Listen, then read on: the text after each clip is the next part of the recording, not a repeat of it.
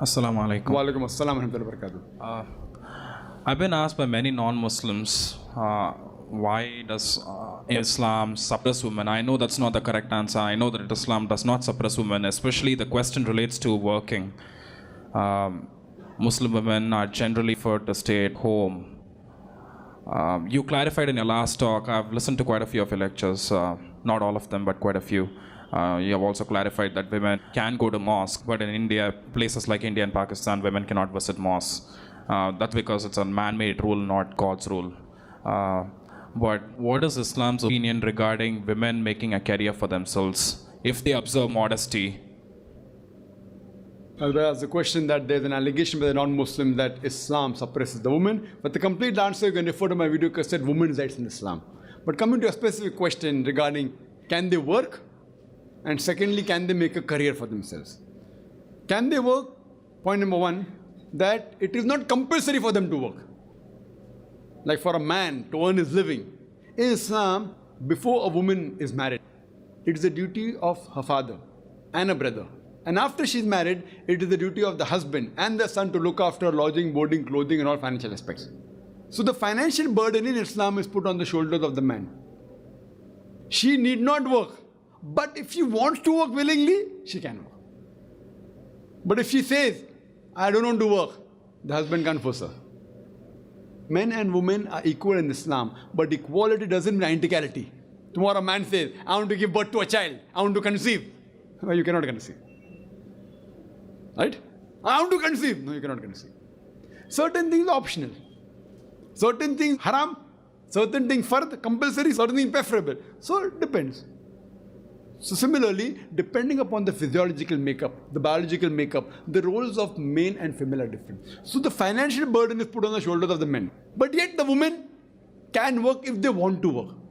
If both the ends don't meet, and if she feels she wants to work, or if she wants to work for any other reason, she can work, but it should be within the purview of the Islamic Sharia. Within the modesty level, she should wear hijab. Fine, there should be segregation of the sexes, not intermingling of the sexes. Segregation, you want to know what segregation of sexes? For example, you can't have that a lady wants to become a secretary of the boss, and the boss is sitting in a closed room, in the cabin, and dictating, and the secretary is typing. Our beloved Prophet said, if man and woman are alone, mahram, foreign men and women are alone in a room, the third person is the devil. And that's the reason we read in the newspaper. What happens many a time? What happens with the boss and the secretary? Many a time the boss tells the secretary, why don't you stay a bit late? You know, I've got some extra work. And you know what happens after that? I don't tell that. That's the reason you see. So, it is natural. If you're alone in the room once, twice, thrice, whether the secretary is beautiful or not. So therefore Islam says segregation of sexes. Segregation of sexes, brother. That if she's working, she should wear the hijab, but natural. And segregation of sexes means separate area for the gents, separate for women. Not that man and woman cannot talk. When required, they can talk, but not in a closed room. They can talk, not they can't. But when required, not unnecessary higgling, haggling like in the office, you find reduces the movie or how you find this and unnecessary gossiping, and then what happens later on. So in Islam, a woman can work, but it should be a work which is within the purview of the Islamic Sharia. She can very well do pottery, she can do weaving, she can do knitting, she can become a gynecologist, she can become a teacher. She can do business also. Why not? My sister Masha earning, both my sisters are doing very good business. One of my sisters running a factory, separate section for the ladies, separate for gents. She handles the ladies section, better than handles the gents section. What's the problem? MD, managing director. Other sister doing exports, no problem. But within the purview of the Islamic Sharia, no problem. But she need not work. If she wants, she can. She can't do dancing. She can't do modeling. Same thing, a man also cannot do dishonest business. A man cannot work in an alcoholic bar. So what rules are there for women? Even many are there for the men also. So what is haram for women is haram for women. What is haram for men is haram for men. Something is haram for both. Like working in an alcoholic bar is haram for man and woman both. Working in a gambling den for both. So it's not a separate thing. Can she make a career for herself? Why not? Why not? She can make a career. But it would not be outside the fold of the Islamic Sharia. The reason is because her main responsibility, because she's a woman, is that of a mother, is that of a wife. But if she takes up a career and sacrifices a role, she becomes a very good suppose gynecologist, but neglects the family. Some career she does, but neglects, doesn't be a good mother, doesn't be a good wife.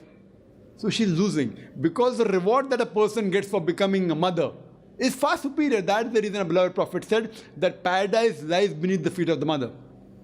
There's a hadith in Sahih Bukhari, volume number 8, in the book of Adab, chapter number 2, hadith number 2. A person asked the Prophet that who deserves the maximum love and companionship?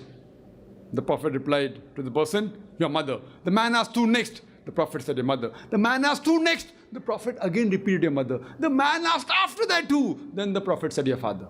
That means 3/4, 75% of the love and companionship goes to the mother, 1/4, 25% goes to the father.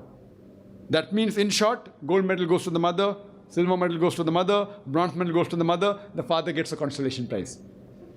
This is Islam. So now you're sacrificing that thing for career. In the world, fine, very good career.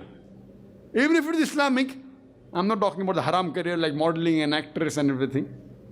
But even the halal career, if I sacrifice what is required of being a good mother, of being a good wife, these are important. You want to be a good mother, you can never be. You and I, we cannot be. We will give a mountain of gold, we cannot be. Whatever we try. So imagine what has been given to her. She's losing that. What role is for us? Is for us. So therefore, fine she can do, but follow the Sharia so that she goes to Jannah. Hope that answers the question. Wa akhir da'wana alhamdulillah rabbil alamin.